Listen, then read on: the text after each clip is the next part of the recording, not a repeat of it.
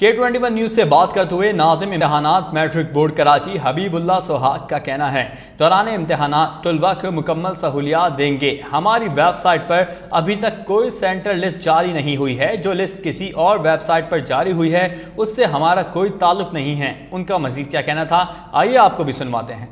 सूबा सिंध और बिलखसूस कराची में मैट्रिक के इम्तिहानात शुरू होने में चंद दिन बाकी हैं।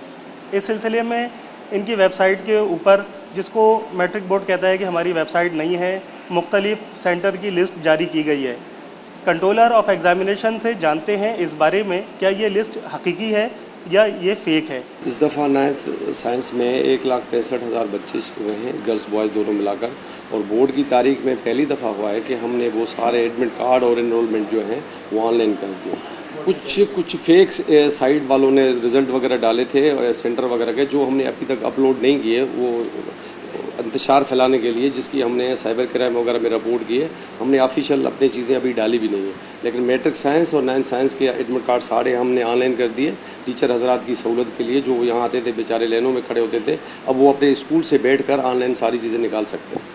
Controller examination matric board Karachi Habibullah Sohag का कहना है, जो बच्चे इस साल पेपर देने के लिए आ रहे हैं उनको मुकम्मल सहूलियात देने की कोशिश करेंगे।